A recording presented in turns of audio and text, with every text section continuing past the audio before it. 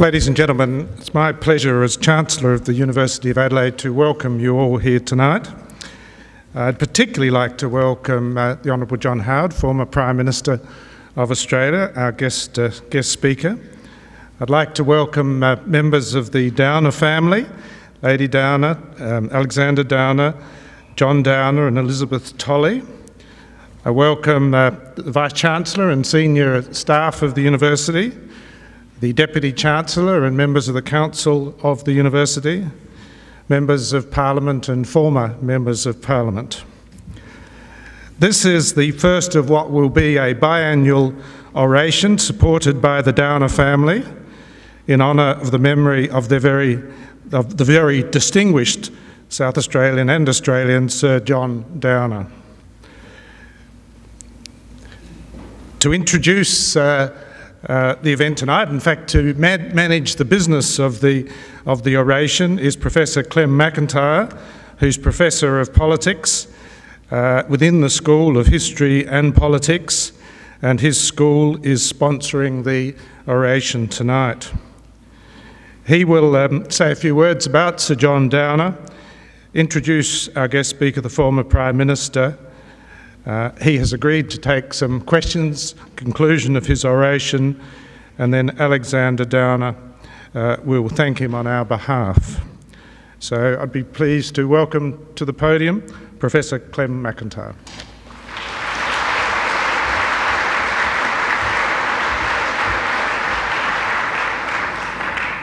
Thank you, Chancellor. I'd first like to acknowledge the Kaurna people, the original custodians of the Adelaide Plains and the land on which the University of Adelaide's campuses at North Terrace, Waite, Thebarton and Roseworthy are built. Hon John Howard, members of the Downer family, Lady Downer, Hon Alexander Downer, John Downer, Elizabeth Tolley, Hon John Bannon, Chancellor, Hon Robert Hill, Deputy Chancellor Pamela Martin, Vice-Chancellor and President Warren Bebbington, distinguished guests, colleagues, ladies and gentlemen. Thank you all for coming tonight to the first of the Sir John Downer orations. The University of Adelaide is delighted that we're able to recognise the very considerable contribution that Sir John Downer made to public life here in South Australia, as well as to public affairs at a more general level at the national level. He was by any measure a great South Australian who made a significant contribution to Australia's political landscape. Sir John Downer was a barrister, became a leading member of the Bar in Adelaide. He was elected to the South Australian House of Assembly in 1878, and in addition to other ministerial appointments, he was Premier from 1885 to 87, and again from 1892 to 93. He also served as a senator in the first federal parliament before completing a final term in the State Legislative Council from 1905 to 15. During his time in politics, Sir John was a leading social reformer who introduced legislation giving married women property rights and who later opposed the White Australia policy after he moved to national politics in an era when such liberalism found few supporters. But perhaps Sir John Downer's most significant achievement, at least from a national perspective, was as a champion of federation. He argued for and campaigned relentlessly in favour of the unification of the 6 Australian colonies. And he was a significant figure in the constitutional conventions, and he served on the 3 main constitutional drafting committees which finalised the draft of our Australian Constitution. In his biography of Sir John Downer, John Bannon quotes Sir John's son, Sir Alec, as saying, "The distinguished life of Sir John Downer is of importance to students of Australian history and politics." And certainly as the head of the School of History and Politics here at the University of Adelaide, I am especially pleased that we can mark his contribution to Australian life through this inaugural Sir John Downer oration. Before introducing Mr Howard, who will present the lecture, I'd like to offer special thanks to the Downer family for helping make this event possible, in particular Lady Mary Downer, the Honourable Alexander Downer, John Downer and Elizabeth Tolley, who are all here tonight. I'd also like to thank the Institute for Public Administration Australia for their generous administrative support, as well as those staff of the University, especially at Development and Alumni, who have done so much to help with tonight's event. John Howard was Australia's 25th Prime Minister. He was elected as Prime Minister in March 1996 and was re-elected on 3 occasions, serving until late 2007. He's Australia's second longest serving Prime Minister. He was first elected to the House of Representatives in 1974 and served for 5 years as Treasurer in the Fraser government, then his periods as Leader of the Opposition before his election as Prime Minister. In his time as Prime Minister, John Howard oversaw numerous important policy reforms. These were notably in the areas of taxation and economic policy and in industrial relations. Under his leadership, Australia experienced a period of strong economic growth and prosperity. It was involved in a number of important and defining overseas engagements. And in many respects, I think it can be argued that during his time as Prime Minister, Australia saw a significant shift in the tenor of its political culture. In the time since he was Prime Minister, Mr Howard has received numerous awards and recognitions. These include appointment as a companion in the General Division of the Order of Australia in June 2008, the award of the highest civilian decoration of the United States, the US Presidential Medal of Freedom, in January 2009, and then in January of this year he was appointed by Queen Elizabeth II to the Order of Merit. John Howard is, without question, one of the most significant leaders in Australia's political history, and we're delighted that he's agreed to give the first Sir John Downer oration. As the Chancellor said, Mr Howard has kindly agreed to take a few questions after his address, but first let me welcome him to the podium and invite him to deliver his lecture entitled "The United States and China, Is There Really a Choice?" Mr Howard.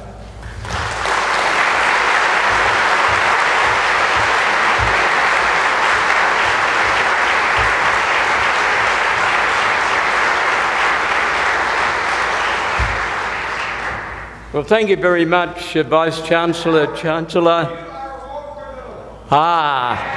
It's good to be back at the university. Ladies and gentlemen, can I first and very importantly, I acknowledge the presence of the Downer family, and very particularly can I acknowledge the presence of the matriarch of that family, Lady Mary Downer.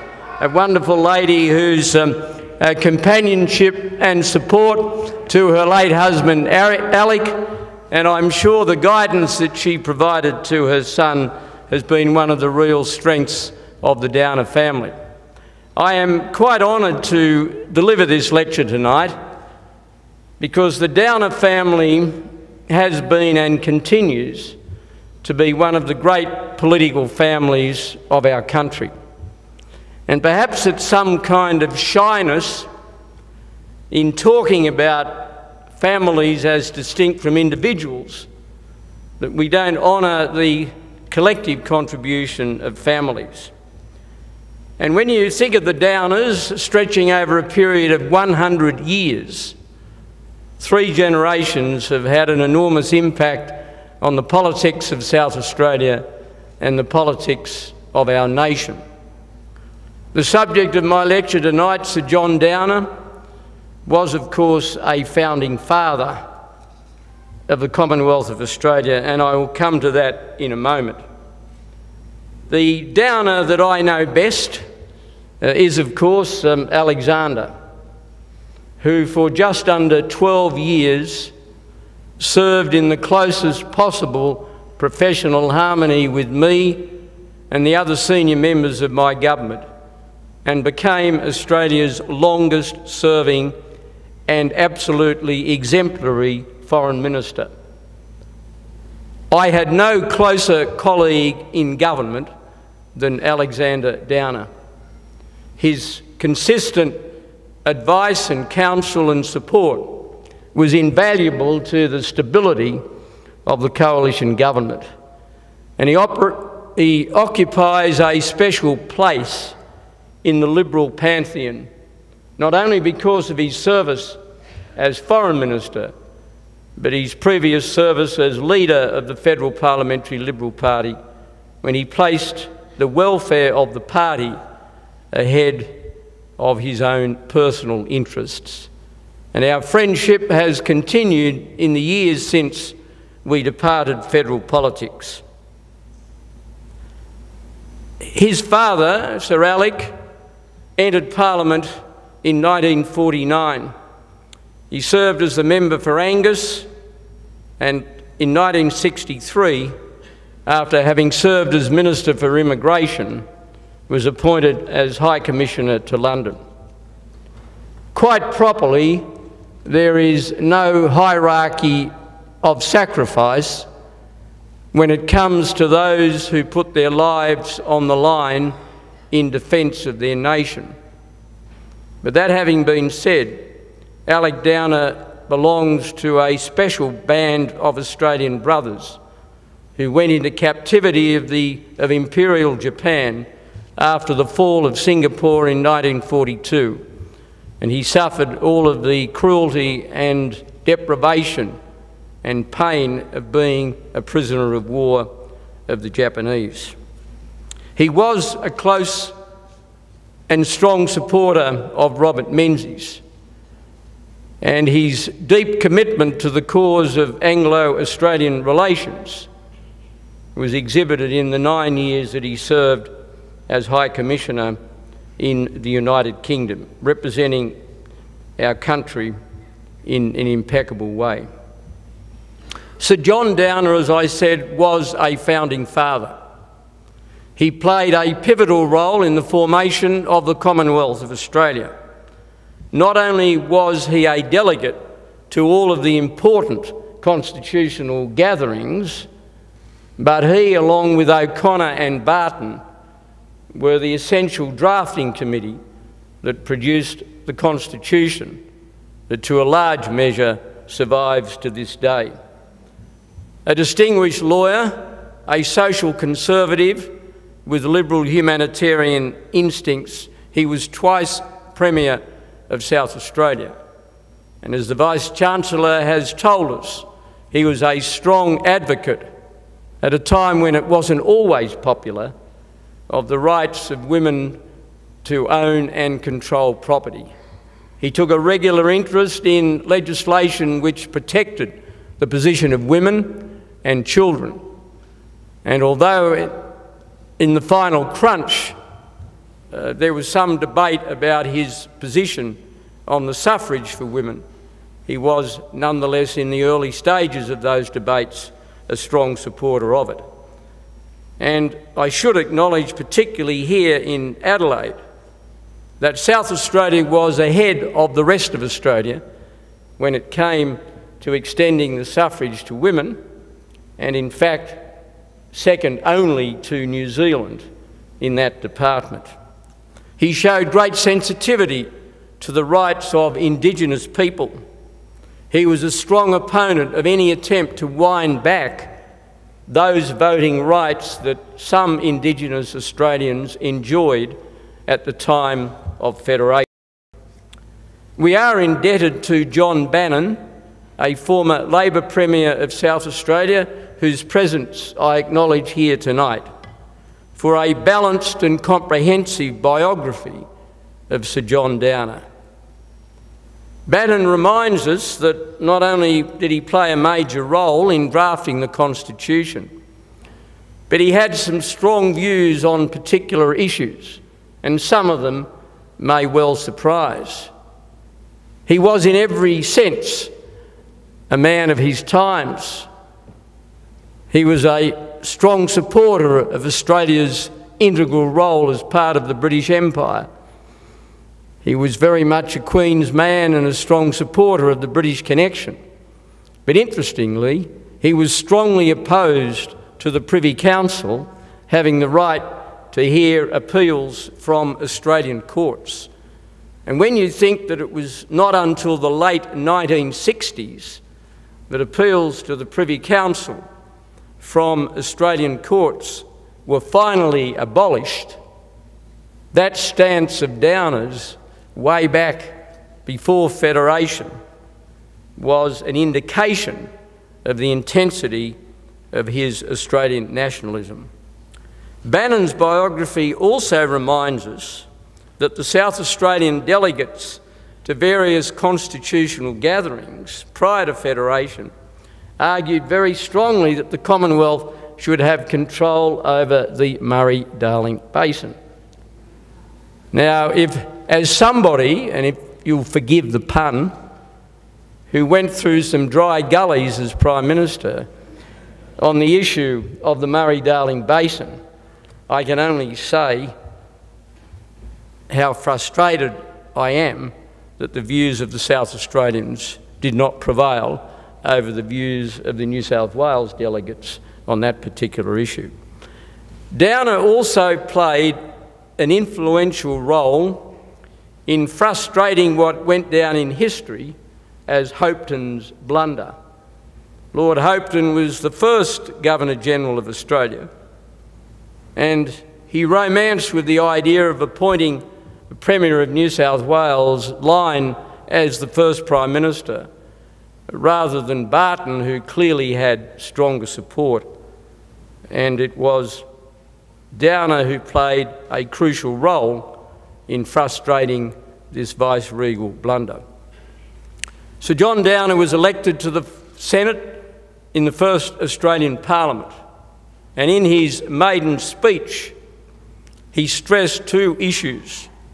The first of those, and I choose my words both deliberately and carefully, he stressed the co-extensive power of the Senate with the House of Representatives. He said that in every way the Senate was the equal of the House of Representatives. It's interesting that as a founding father, his views, with the benefit of time, were looked at 74 years later, when at the time of our greatest constitutional crisis, at the core of that was whether the Senate did have coextensive powers with the House of Representatives.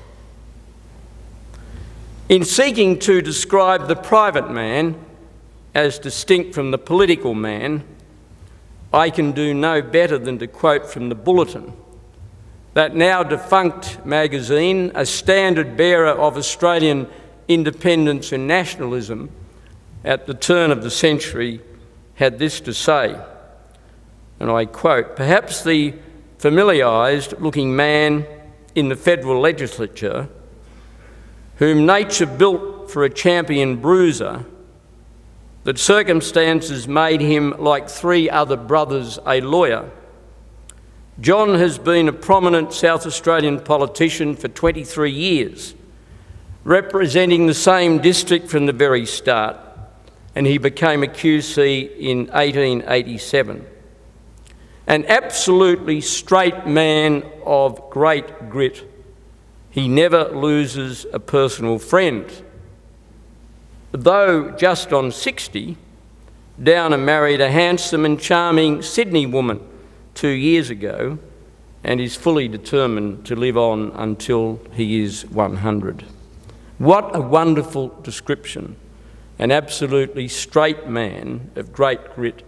He never loses a personal friend. Who amongst us would not want such a description? It is a sad reality that too little prominence has been given to the Federation achievement in the teaching of Australian history. This has been a failure of generations. There were so many firsts involved in the Federation of the 6 Australian colonies. It was accomplished without conflict and through the sanction of the people at various plebiscites and votes.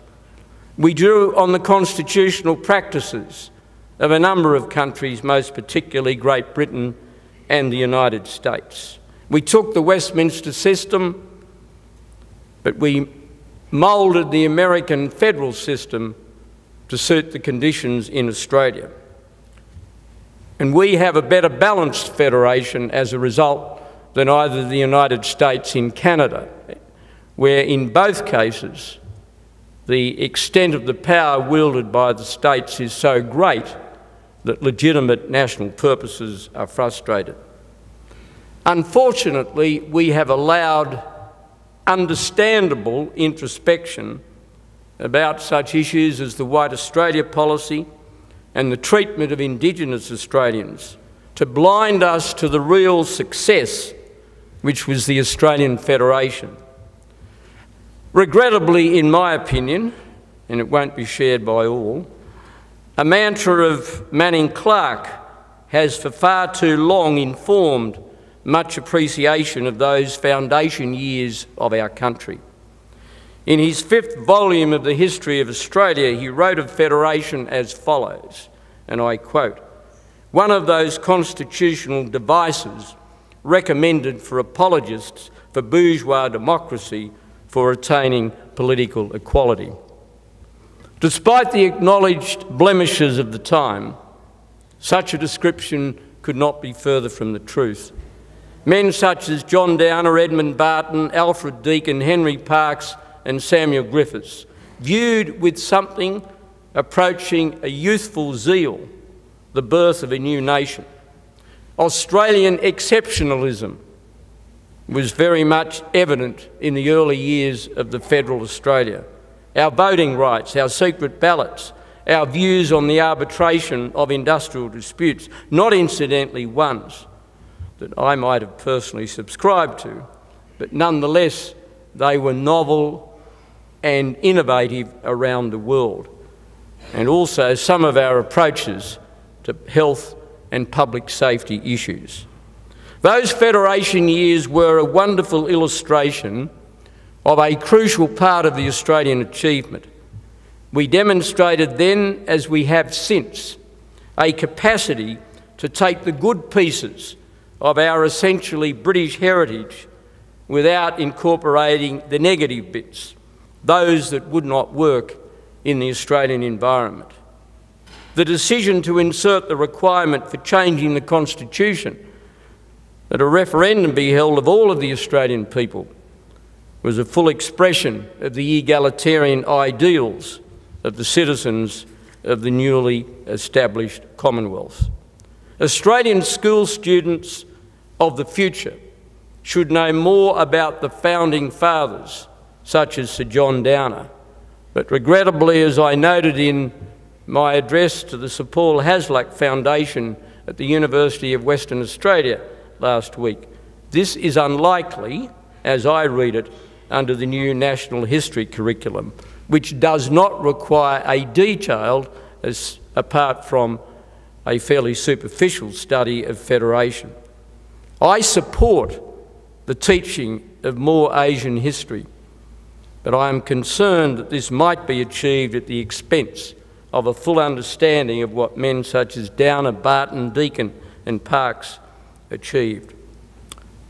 Speaking as I am to an audience predominantly, I guess, of South Australians, I'm very conscious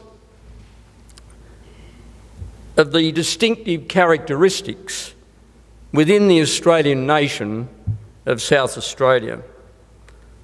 For example, certain aspects of the classical liberal tradition have had a stronger run in South Australia than probably in any other part of the nation. There's also, I find, a civility and a disposition towards bipartisanship in this state, which is sometimes absent from political discourse in other parts of Australia. This disposition is no better exemplified than the interesting and well-regarded and admirable friendship that once existed between the Downers and the Camerons. Clyde Cameron was the quintessential Labor Party firebrand, a fierce opponent of the groupers during the great Labor split of the 1950s. A self-taught man and someone committed to the cause of trade unionism and everything associated with it. He and his wife Doris nonetheless became close friends of Alec and Mary Downer. I recall attending Alexander's 40th birthday in Adelaide, and Clyde and Doris were both there and spoke warmly of their association with the Downer family. Of course, Clyde's relationship with Gough Whitlam has become part of Labor Party folklore. I was privileged to have entered the federal parliament in 1974, and I therefore witnessed the fascinating events of 1975.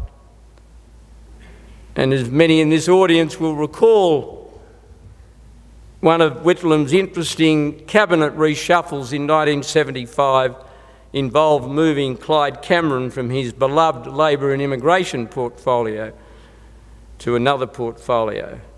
Clyde thought this was a thoroughly bad idea, and the Prime Minister's decision was never to be forgotten. The Bulletin magazine at the time quoted some Labor wag as saying that Clyde would get over it in about 40 years' time.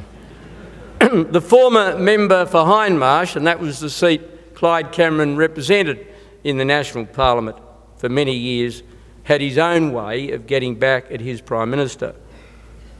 They differed about the pronunciation of kilometre. Whitlam preferred kilometre, and Clyde said it was kilometre. And that raged on for quite a while and intrigued us all. But then on the 30th of September 1975, Clyde Cameron was asked a question without notice.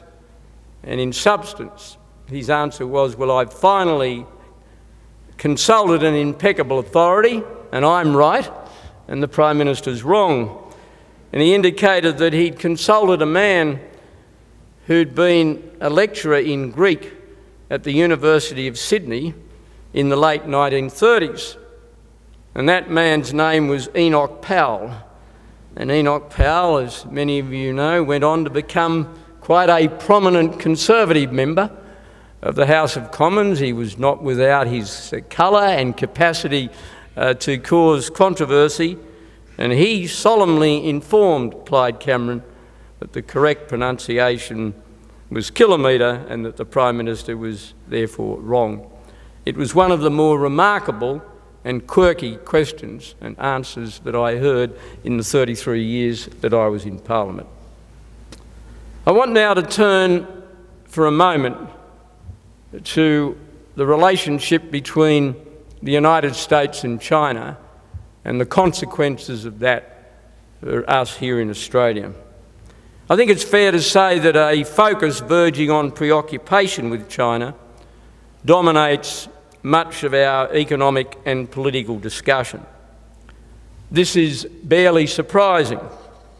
Australia's huge resource trade with the world's most populous country was a major reason why Australia dodged the impact of the global financial crisis. And you will understand my saying that another was, of course, the sound fiscal condition in which the former Liberal government left the Australian economy in November 2007. That is the specifically Australian reason for China commanding our attention. Then there is what I would call the world power context. China is the globe's second largest economy. Presumed rivalry between China and the United States has become virtually a staple diet of international political debate. As all nations who grow in power do, China is asserting herself. And rather than allow our perceived fears of rising Chinese power to morph into actual concern, we should understand that all through history, nations which have grown in stature and power usually arm themselves with more strident diplomatic attitudes as well as more military hardware. The resurgent post-World War II Japan and Germany were exceptions to this, but for the most obvious of reasons that would be familiar to all of you.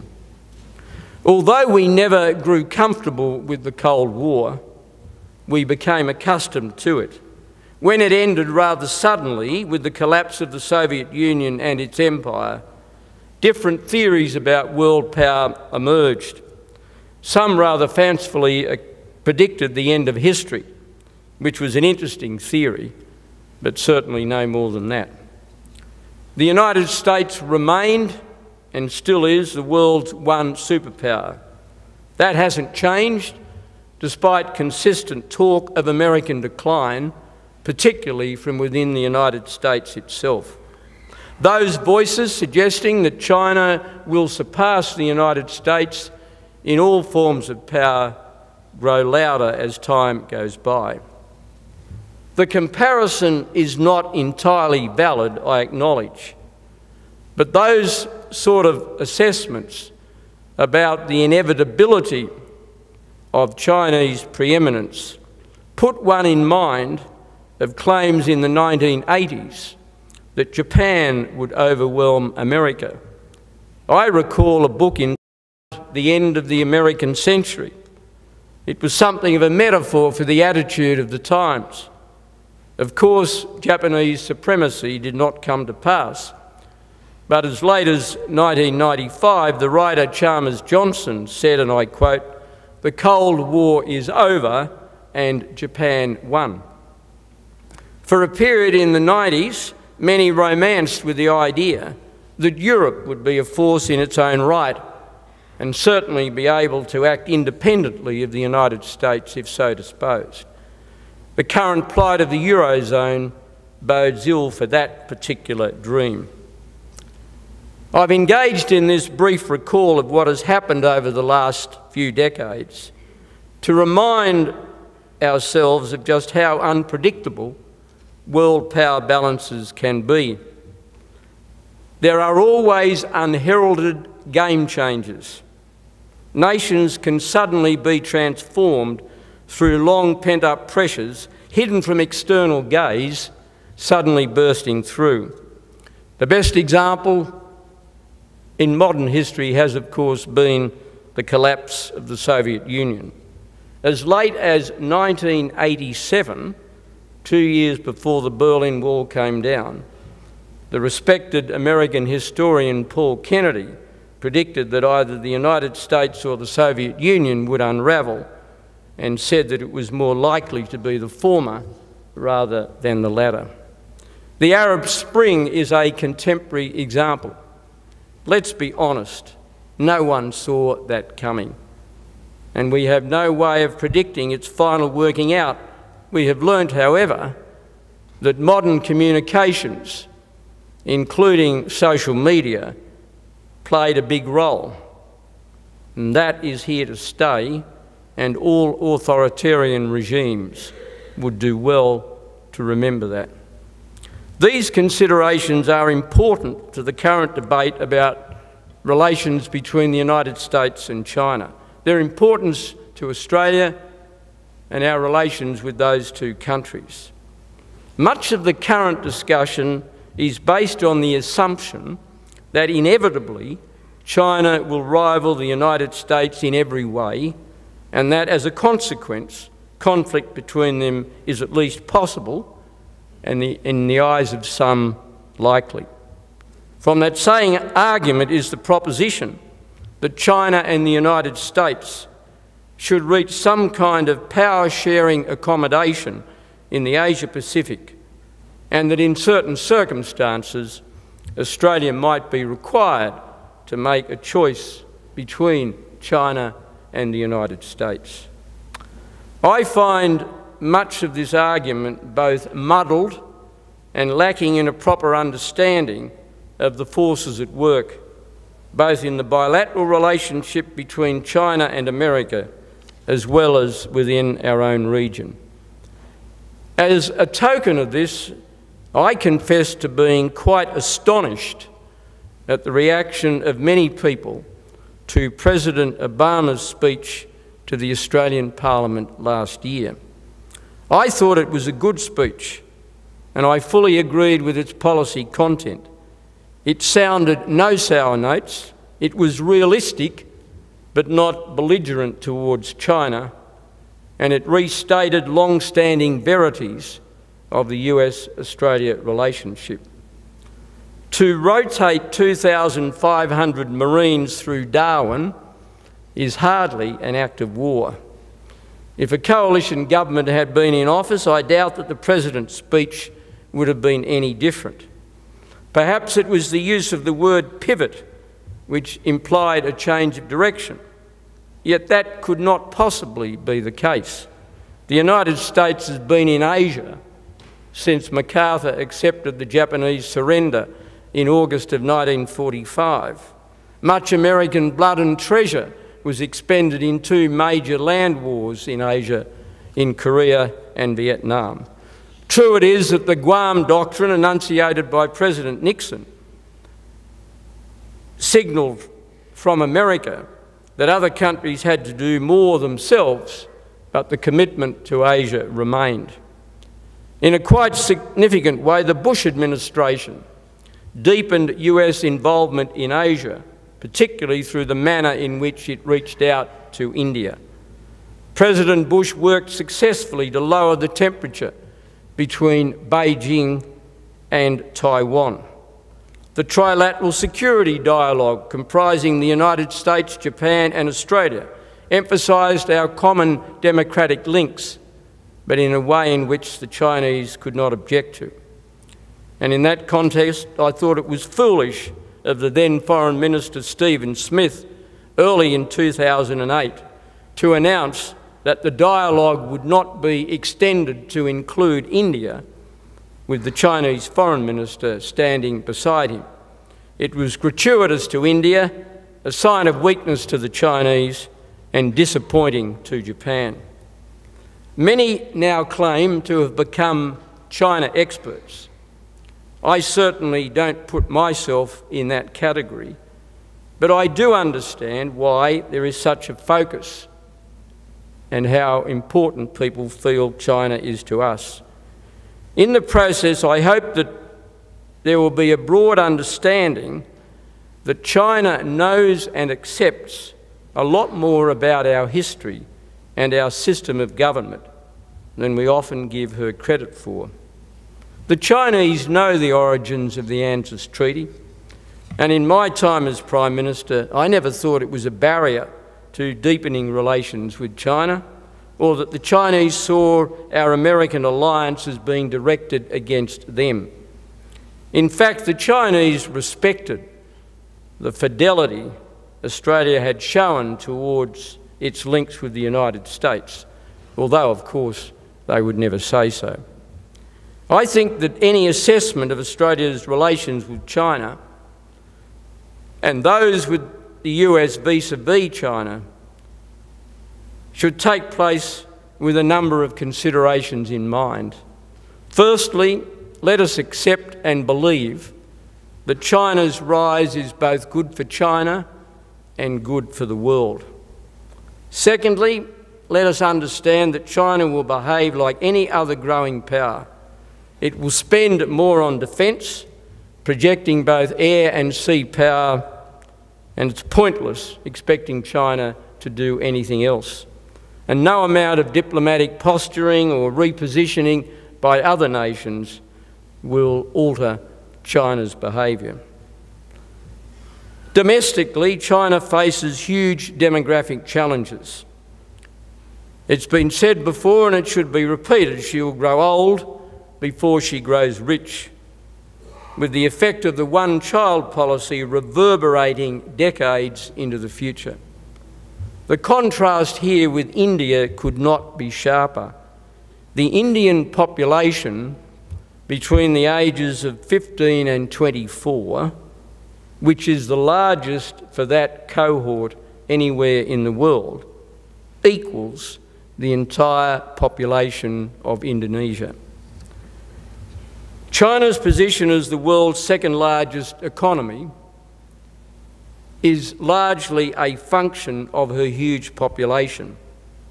China could well end up with the largest economy in the world, but it will be anything but the richest.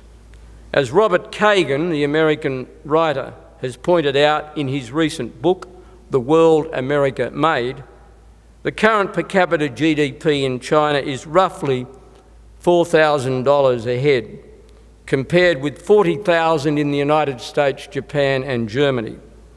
And it's been calculated that even if the most optimistic estimates of Chinese growth are achieved by 2030, per capita GDP will then be only half that of the United States.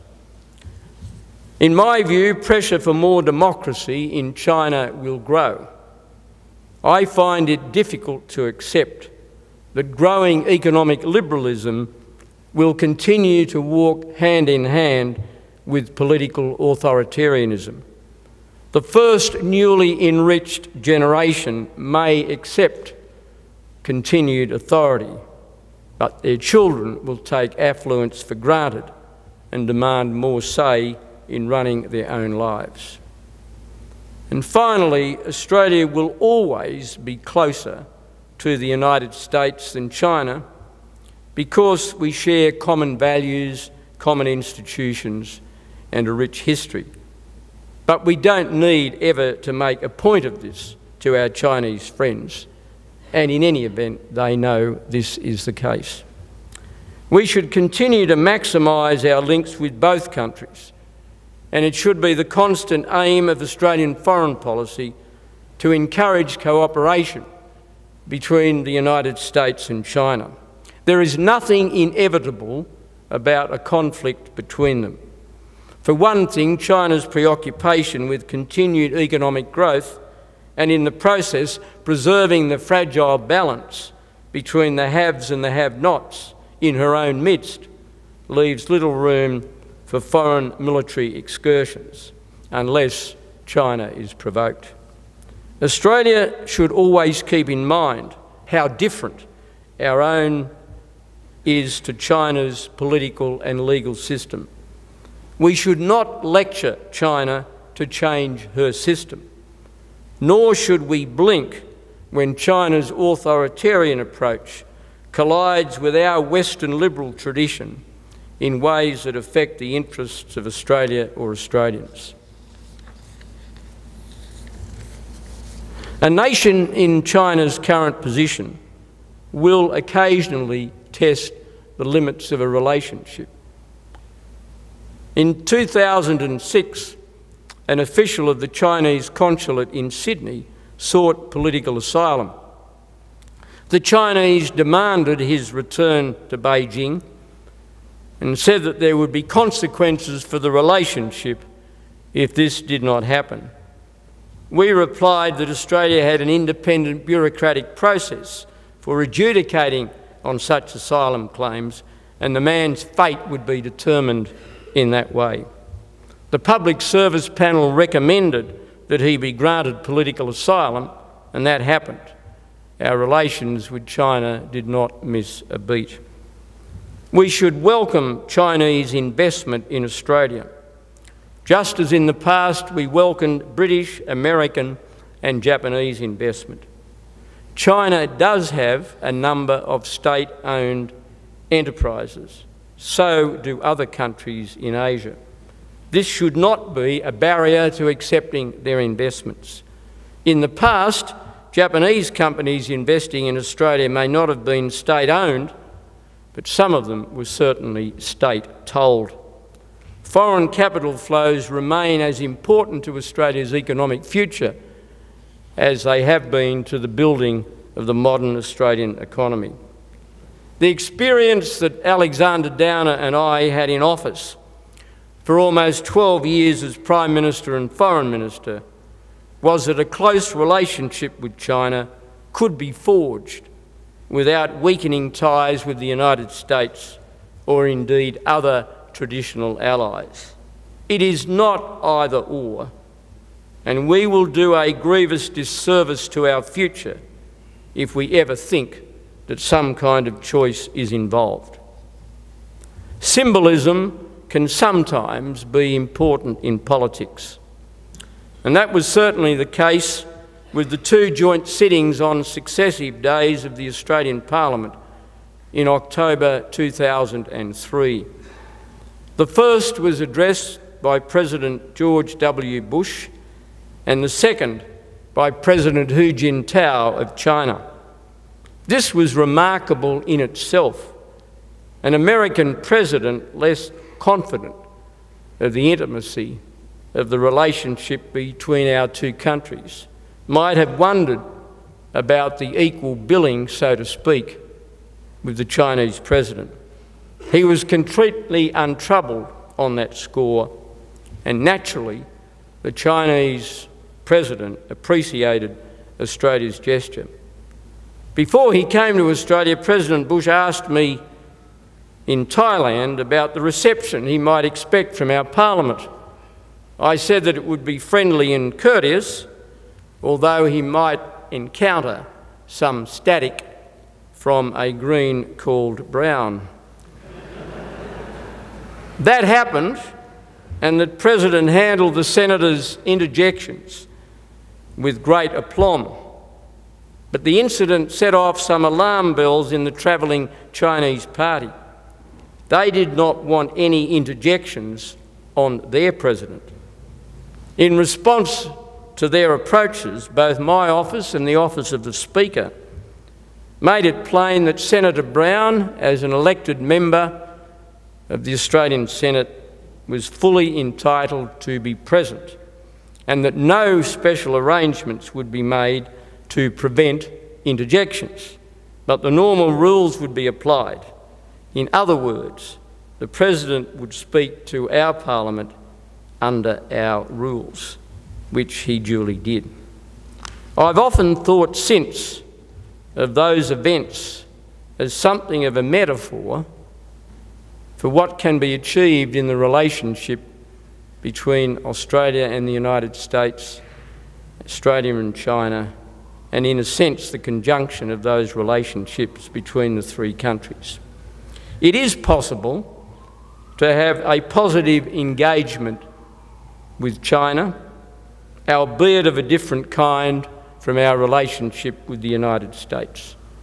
We demonstrated that over a period of almost 12 years in government, and I give credit to the contribution that has been made by other governments of a different political persuasion to the building of the Chinese relationship. And it must be acknowledged that the decision taken by Gough Whitlam to visit China before the opening up with China inaugurated by President Nixon was a significant event in the relations between our two countries.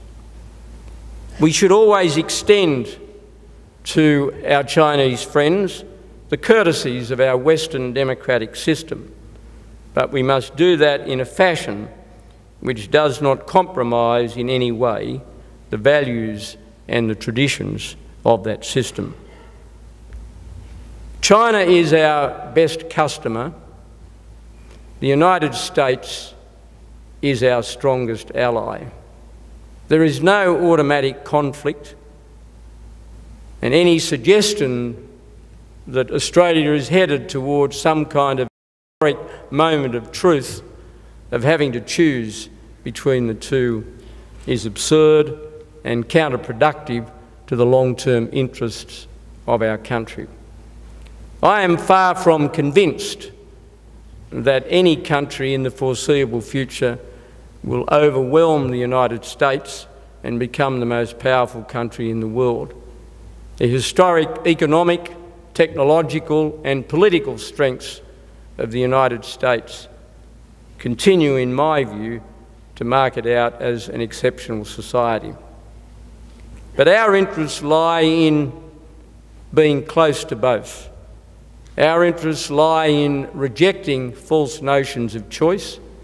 Our interests lie in building on the very close relationship we now have with China, the attraction of Australia, and I speak here in the university context, the thirst that so many Chinese have for studying in Australia. And for many years it's been the preferred destination of Chinese students who wish to travel and study overseas. We have an historic opportunity through the relationship that we have built to further cement the economic strength of this country. We will do that by understanding both our similarities and our differences. We should not delude ourselves that we can have the kind of relationship with China that we enjoy with nations such as the United States and the United Kingdom that share our Western liberal tradition. But equally, we should not do ourselves gratuitous damage by emphasising differences rather than similarities. I will finish with this recollection. In the early months of my government, our relationship with China was quite difficult. There was a dispute over the Taiwan Straits. There were arguments about the status of ministerial visits to Taiwan. There were consequences flowing from budget measures which affected programs in which Chinese companies had interests. And for a period of time, it appeared as if our relationship was placed in a deep freeze. I then had the opportunity of a lengthy meeting with President Jiang Zemin in the margins of the APEC meeting in Manila.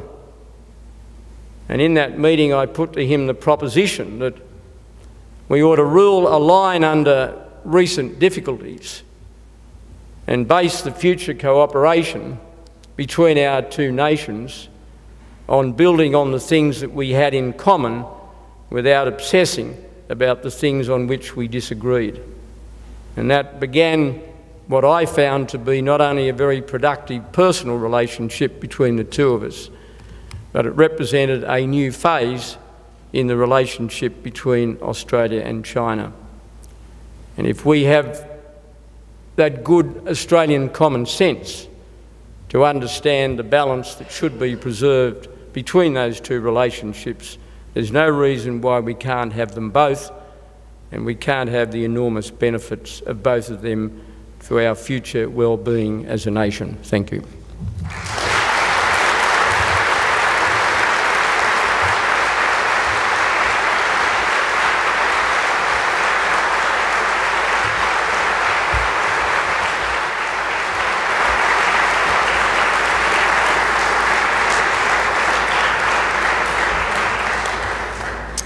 Thank you, Mr. Howard. As indicated earlier, we have some time for questions. Before I call for questions, though, can I please stress that we're looking for questions related to the topic of tonight's lecture. And I'd like also to ask you, in relation to those questions, to keep them short and sharp, and please make them questions, not long statements or speeches. We have a couple of roving microphones in the middle of the hall, and I believe we have one also in the balcony. And as I say, I'll call questions. If people who are called could please identify themselves by name, obviously wait for the microphone to come, short, sharp question, and then we'll be able to get through a good few before we need to end our session tonight. So do we have a taker for the first question? Yes, one here.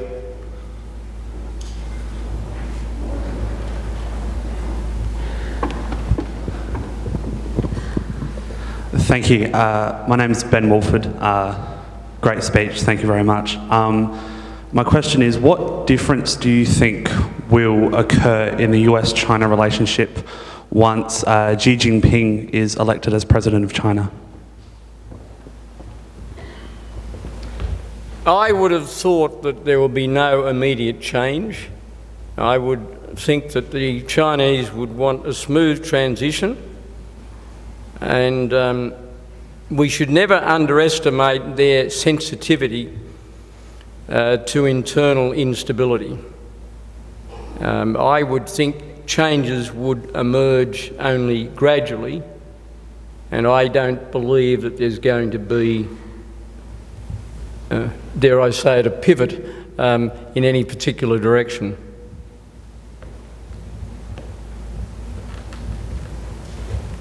Further questions? One very close by.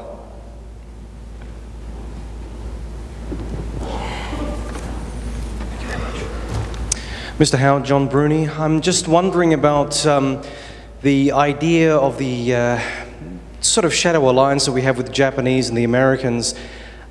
Do you see that future cooperation with the Japanese in terms of security might be put on hold as a consequence of our growing relations with China? I'm sorry, future cooperation? Sorry, I'm just wondering whether or not the future cooperation with Japan in terms of security will be put on hold as our emphasis on China grows. I think it would be an act of ingratitude and it would do gratuitous injury to our relationship with Japan for us to in any way retreat from arrangements we have with the Japanese. The current dispute between China and Japan has very, very deep roots in history. It's not a product of any particular foreign policy stance that either country's taken in recent years. They're long-standing enemies. It has to be said that there's never quite been any kind of national reconciliation arising out of World War II. The Chinese still feel very deeply about what the Japanese did to them, and they don't believe that the Japanese have confronted their history in quite the same way that they feel the Germans confronted their history after the end of World War II. I found as I moved around both countries and in other parts of Asia that this was something that was always in the background. But having said that, we should never forget that without Japan as a great customer in the 60s and 70s, the Australian economy would not have been where it was when the Chinese boom arrived. And one of the most far-sighted things that any Australian government has done since World War II was the decision of the Menzies government to sign the 1957 Commerce Agreement with Japan. That was only 12 years after the end of World War II, and it really laid the foundation of the modern economic relationship. So I would regard any kind of ultra-sensitivity towards Chinese feelings about an association with Japan as a big mistake. We wouldn't get any credit for it, and the Chinese would probably see it as an indication of weakness, and in any event it would be an act of ingratitude to the Japanese.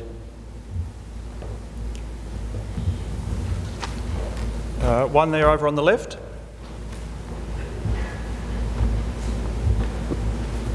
Mr. Howard, my name is Thomas. The public sentiment towards Chinese in terms of foreign investment is quite poor. What advice would you give to the leader of today and the Treasurer in getting this message across to the public? The attitude towards Chinese investment in Australia, what message for current... Well, look, I am unqualifiedly in favour of foreign investment in this country. We have a Foreign Investment Review Board. We established a foreign investment policy in the mid-1970s in response to, would you believe, public concern that Detroit had too much say in the Australian motor vehicle industry. That was true. It's a long time ago, but the South Australian audience understands the irony of that. Would that Detroit had more interest in the Australian motor manufacturing industry at the present time. Now, I mention that to sort of make the point that this goes in cycles. The first big investment in Australia was, of course, British, and it's still a very substantial chunk of our investment, foreign investment, and then American and then Japan, and I believe we must accept Chinese investment. We can impose conditions, as we do on investment from any other source. And occasionally we may choose to knock back an investment. I must say that I thought the way in which the proposed Chinalco investment in Rio Tinto was handled by the government was unwise. It was quite clear that the government didn't want to approve that investment, but it didn't want to say so, and it took a long time responding, and as a result I think we needlessly offended the Chinese on that issue. I mean, we have to understand that China is not the only country that has state-owned enterprises. I've just been at a conference in Singapore, and I can assure you that they're very conscious that there are state-owned enterprises in many parts of the world. It's the way they operate. I mean, one of the interesting differences between Chinese capitalism and American capitalism is that as America grew in strength in the late 19th century and into the 20th century, the money was accumulated in private hands. So much of it in China is now being accumulated in public hands. That could well have an impact on the strength of China's commitment to what we regard as the free market or capitalist system. But I think for Australia to do other than be equally welcoming to Chinese investment as we are to the investments of other companies from other countries would be foolish and would run completely counter to our national interest. I mean, our companies drove hard bargains with both the Japanese and the Chinese when it came to our resource contracts. And for us to pretend that we can do that and then say, well, look, we're going to be a bit choosy about who invests in this country, I think is quite foolish. One right up the back, on the right-hand side.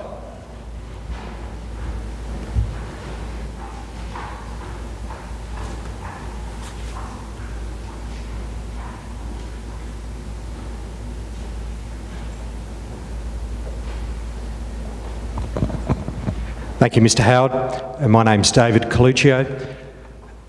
Mr. Howard, does the increasingly bitter and divisive nature of US domestic politics actually hamper American capability to effectively manage their relationship with China? I think it has some effect on it, but the American relationship with China is largely driven by economic considerations and most particularly private sector economic considerations because of the nature of the American economy. And if you look at it carefully, there hasn't been a huge change in American policy under the Obama administration as compared with the Bush administration. As I indicated in my speech, I thought the Bush administration did a good job in relation to US links with Asia, including China. Nobody is talking now at all about there being a war between China and Taiwan. Most people think that in 15 or 20 years' time there'll be some kind of Hong Kong-style accommodation with Taiwan. And you've got to give the Americans, and you've got to give, I say, both the Bush and Obama administrations some credit for that. I think some of the differences between the Democrats and the Republicans are perhaps a little sharper in relation to the Middle East and perhaps other areas of American foreign policy. America looks very divided politically at the moment, so I suppose does Australia. Although the American political system is more likely to produce regular gridlock than is ours. Our current situation, I hope, is a one-off. I don't think we'll have a hung parliament after the next election, whatever the result may be. That is not the normal situation so far as we are concerned. But I think the United States is experiencing a fairly sharp divide domestically on the whole question of the balance between taxation and spending. There is a very strong constituency in the United States passionately in favour of smaller government. And it is having a very big impact, and we should not underestimate the concerns hundreds or millions of Americans have about the size of their debt and the challenge of trying to get on top of it. But I don't think it translates very significantly into differences in relation to China. I mean, Obama and Romney will articulate differences. They're going to have a debate on foreign policy, what, tomorrow night or the night after, and they will articulate differences. And there will be, proper arguments on that. and particularly about the response of the administration to the murder of the diplomat in Libya. But I don't really think deep down the differences are all that great when it comes to the relationship with China. I'm just looking to see if we've got a question in the gallery before I come back down to the floor. I think that the next I saw was the one towards the back against the aisle. That's right. Hi, my name's Michael Wilson. I was wondering, with the continued threat of North Korea growing, whose role is it to intervene? Continued threat of North Korea, whose role is it to intervene? Well, one thing you can be certain of, the country that has the most influence on North Korea is China. But do I think China is going to do anything very different from what it's done until now? No, I don't. I don't think it really suits China's interest to do so. And consistent with what I said about China's desire to behave like a growing power that's becoming very big, I don't think China is particularly troubled by what other countries are saying on that subject. I think what both the past and the current American administrations have tried to do in relation to North Korea, they will continue to do, but I remain convinced that if China really wanted to bring about a significant change, she could exert the requisite power to do that, exercise it, and to bring about that change.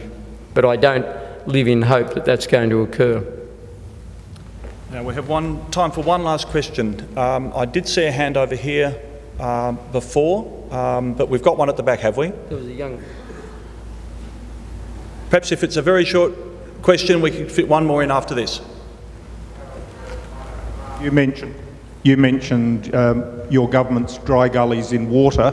Given that China controls the sub-region of Tibet, where all of the waters of Southeast Asia, India and its own sovereign territories are affected, what do you think the resource hegemony of China, what impact will that have on the rest of the region? Resource hegemony of China in relation to water. Yeah. In southern Tibet. Well, I think the argument between, if I understand your question, the argument between China and Japan about the South China Seas is playing itself out in accordance with historic differences between those two countries, and I think it's got to be resolved in that respect. You talk about resource hegemony. China at present is still very much in need of resources, of which we are happily aware, and it's very, very important to us. But I think the whole resource picture could be subject to something I mentioned in my speech, and that is an unexpected game changer. I think the potential for gas and oil from shale to transform the world energy scene, including the energy scene in China, is quite significant. If I am any judge of the inventiveness and the technological commitment of the United States, what is now unfolding in that country in this area could transform America's energy situation, and that will have implications for China. Because if it, and also implications for Australia, because if at some time in the not too distant future the United States were to find an energy self-sufficiency and liberate herself from dependence on Middle East oil, she could well become in time an exporter of LNG to the Asian region. It's one of those game changers that could occur. There are already indications that American manufacturers are recovering jobs that have been lost to China because of the availability of cheaper gas and potentially oil from shale. Now, I don't want to overstate it, but I think it's a reminder of how very dramatically there can be a game changer of that type, which will have a dramatic impact on not only the United States, but also China. Ladies and gentlemen, I'm sure we could keep going for questions for some time, but we have come to the end of the time available for that. So in a moment I'll ask Alexander Downer to come up and thank Mr Howard. Before I do that, pardon me one moment, I'd just like to present, without dropping them, a couple of gifts to Mr Howard, one of which you will be familiar with, I'm sure, but thank you again for a wonderful lecture. Thank you. Thank you very much. And I'll pass over to Alexander.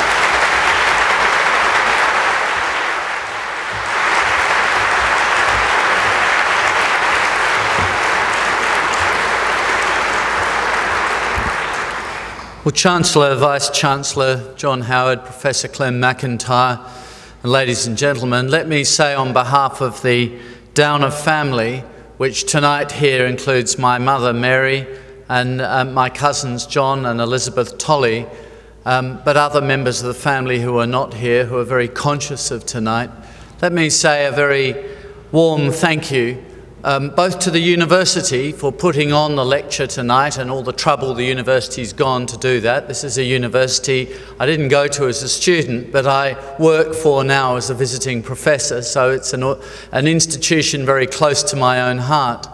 But also especially to thank John Howard for his outstanding inaugural Sir John Downer lecture. And there are two things about it that will mean a lot to us as a family. The first is the very heartfelt things he said about Sir John Downer, and it's wonderful to have John Bannon here, who wrote the biography of Sir John Downer. We're all very proud of him. I think all of us in the Downer family feel that there have been Downers who have done different things over the years. John Downer, who's sitting here tonight, a great-grandson of Sir John Downer, was a very distinguished engineer and businessman, an extraordinary tribute to the hard-working family that we think we are. There was no greater Downer, we always say, than Sir John Downer, and I think his greatest contribution to public life wasn't just the good things he stood for, and you heard a bit about that tonight from both Clem and from John Howard, but was the enormous contribution that he made to our federation. We take it for granted today, but our federation, our country's democracy, the way it works, perhaps the peculiar way it works, is one of our truly great national achievements. But the second thing to say is that I was very pleased as a former foreign minister in the Howard government to hear the former Prime Minister speak about China and his emphasis on, in particular, the importance of the US-China relationship. It's often said that the relationship between a foreign minister and a prime minister, or in some countries a foreign minister and a president, is a critical relationship for the way that country engages with the rest of the world. If that relationship is dysfunctional, the truth is that international interlocutors simply don't take the foreign minister terribly seriously. I did my best to be taken seriously thanks to John Howard. And we had what could only be called a very close relationship through all of those years that we were in government. I was sitting listening to his lecture tonight. I hadn't read it in advance. And I was thinking again, you know, there aren't many days in a year when I disagree with John Howard.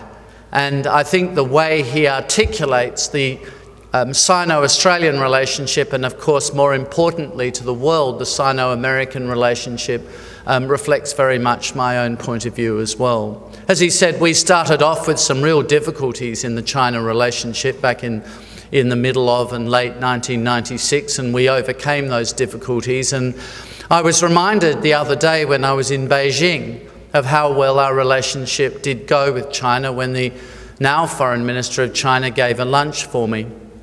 During the lunch, he turned to me. We're pretty old friends by now, and he turned to me quizzically and he said, what is it in your country these days that you seem to think you have to choose between the United States and China? And I thought it was sad that he would feel that he had to ask that question, because we don't need to make a choice between the United States and China. And he understands, I mean, this is the Chinese foreign minister, he understands perfectly well our relationship with the United States. He doesn't resent it, he's not trying to change it, he accepts it as a fait accompli. That's just the way the world is, and it's the way we are. And I reiterated that to him. But I did explain to him how important our relationship with China was as well. But more importantly than that, there is no bilateral relationship in the world today which exceeds in its importance the relationship between the United States and China.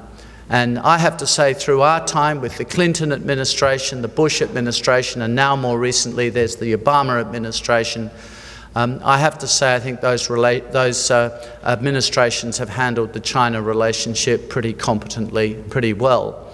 And they haven't done what some of their critics have urged them to do, and that is to pursue a policy of containment of China.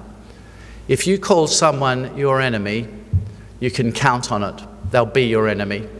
If you call China your enemy, it will be your enemy. And we never did that, and I've seen no American president do that in recent times. So it's wonderful to hear John Howard again. Call me biased. There's an old saying, missing him yet? But it is wonderful to hear him again. And I think when there is some concern in our society today about the quality of public discourse, this evening's event has shown that here in Adelaide, Australia can really do it well. So thank you, John Howard, thank you, the University of Adelaide, and thank all of you for coming tonight.